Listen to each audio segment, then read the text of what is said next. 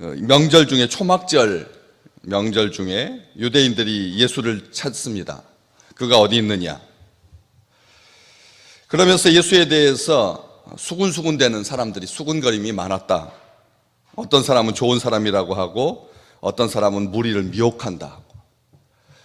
예수님에 대한, 우리 주님에 대한 평가가 이렇게 양분되어 있는 거죠. 주님에 대한 사람들이 찾는 그 추구가 뭐 하기 위해서 찾을까요? 주님을 왜 찾는 것일까요? 이 시대에 잃어버린 것들이 많은 것 같습니다. 그래서 사람들이 잃어버린 시간 안타까워하면서 자기 시간을 찾으려고 합니다. 또 어디 가면 맛있는 것을 먹을 수 있을까 싶어서 온 동네, 심지어는 해외까지 나가서 맛있는 것을 먹으려고 찾아다닙니다. 또 어떤 사람들은 아주 기묘한 거 보고 싶어 합니다. 그래서 절경, 놀라운 것, 신기한 것, 마술, 이러한 것들을 사람들이 찾습니다.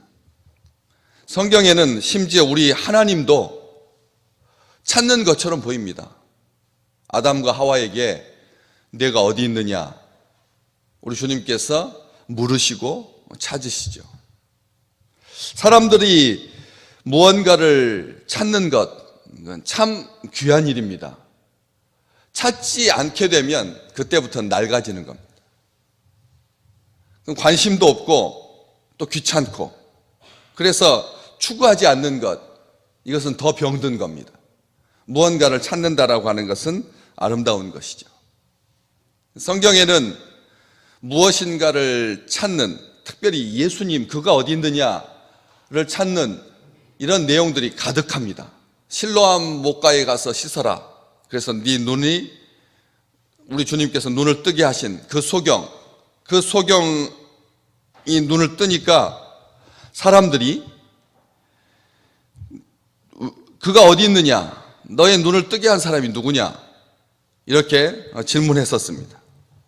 예수님께서 어린 시절에 예루살렘 성전에서 온 가족과 더불어서 명절을 지키기 위해서 왔다가 당연히 가족 중에, 친척 중에, 마을 사람 중에 있을 줄 알고 하루길을 더 간 다음에서 아들이 없어진 것을 알고 예수님의 부모가 다시 하루를 더 와서 성소에서 예수님을 찾은, 네가 왜 여기 있느냐? 이렇게 물었던 그 부모님도 예수님을 잊어버려서 찾고자 했던, 주님은 말씀하셨죠. 내가 내 아버지 집에 있어야 할 줄 모르셨습니까?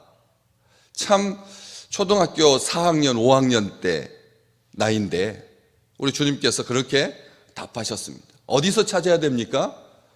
주님은 성소에 계신다, 성전에 계신다 라고 하는 이 기초적인, 아주 기본적인 그 내용을 우리는 알 수가 있습니다. 또 박사들이 예수님께서 태어나실 것을 기대하는 마음으로 별을 보고 왔다가 별이 갑자기 안 보이니까 궁에 들어가서 율법대로, 성경대로 이 땅에 오실 왕이 어디 계시느냐, 어디 있느냐라고 물었던 것을 우리는 기억합니다. 반면에 나쁜 의도를 가지고 물었던 사람도 있죠. 헤롯도 그 예수께 가서 경배하고자 한다, 내가 예물을 드려서 경배하려고 한다 했지만 사실은 그 예수 그리스도를 죽이려고 그렇게 물었습니다. 그가 어디 있느냐, 나에게 찾게 되면 나에게 알려달라고 했던 것을 기억하죠. 불신자들도 예수 그리스도를 비아냥거리면서 묻습니다. 예수가 어디 있느냐고. 이게 이 시대가 가지고 있는 아픔이기도 하죠. 돌 던질 대상을 찾고 있는 거지. 예수님께서 어디 있느냐고. 만약 계시다면, 니들이 말하는 하나님이 계시다면 이 세상에 이렇게 만연한 악은 이유가 뭐냐는 거죠. 너희 하나님 선하다면서, 너희 하나님이 너희들을 사랑한다고 하는데 왜 너희들이 포함되어 있는데 불이 나가지고 40%가 예수쟁이라고 하면서 왜 자기 백성을 죽이느냐? 이런 식으로 예수 그리스도에 대해서 모독하고 조롱하는 것이 여전한 것이죠. 아주 불신의 질문이기도 합니다. 사탄도 예수 그리스도에게 질문했습니다. 네가 하나님의 아들이라면, 네가 만약 하나님의 아들이라고 하는 이 말은 네가 누구냐? 라고 하는 질문이기도 합니다. 그 속에서 부추겨서 사탄을 이기려고 하는 그런 욕심 때문에 억지로 무엇인가를 조작해낼 수 있는 그런 길로 인도하는, 멸망하게 만드는 아주 악한 그런 질문인 것이죠. 이 땅에 살면서 친구들끼리도 장난삼아서 예수님 보여줘라, 그럼 내가 믿겠다 라고 하는 그 말, 이 모든 맥락들이 다 하나로 연결되어 있습니다. 이 사람들이 명절 중에 유대인들이 예수를 찾으면서 그가 어디 있느냐,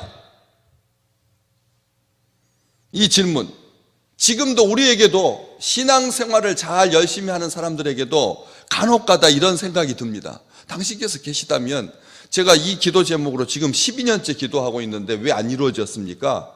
당신은 어디 계십니까? 이런 질문들이 우리 믿음의 식구들에게도 있다라고 하는 것이죠. 한 유명한 아주 위대한 과학자가 이걸 밝혀냈죠. 한 사람이 8가지 예언에 맞는 사람, 한 사람에 대해서 8가지의 예언이 성취될 수 있는 사람, 왜 8가지라고 말했는지 모르겠습니다. 어쨌든 8가지 정도가 검증되어야 똑같은 사람이라고 생각한 것 같습니다. 8가지 예언에 기록된 8가지가 맞는 사람의 확률을 계산한, 참 별걸 다 계산하는 사람도 있는데, 그걸 계산해 봤더니 10의 17승, 10의 17배, 동그라미가 17개, 분의 1이라고 하는 것을 확률을 발견했습니다. 그러니까 한 사람이 8가지 예언이 맞을 수 있는 사람, 8가지를 예언했는데 이 사람이다 라고 확인할 수 있는 그 확률이 10의 17승분의 1이라는 거죠. 10의 17승분의 1.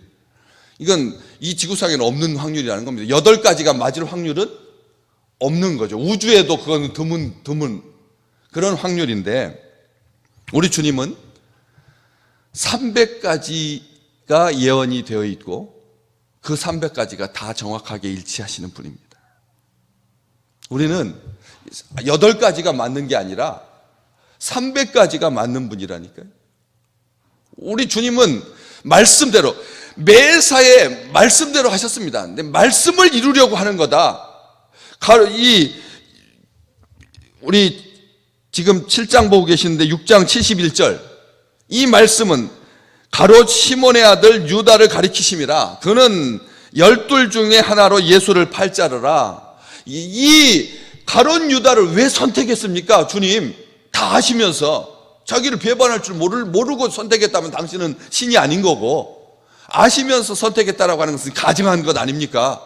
어떻게 제자를 12 중에 하나가 마귀라고 너희 중에 한 사람은 마귀니라 이렇게 말씀하셨는데, 주님께서 모르고 뽑았을 리 없고 또 알면서 뽑았다고 하면 이것은 가증한 거고.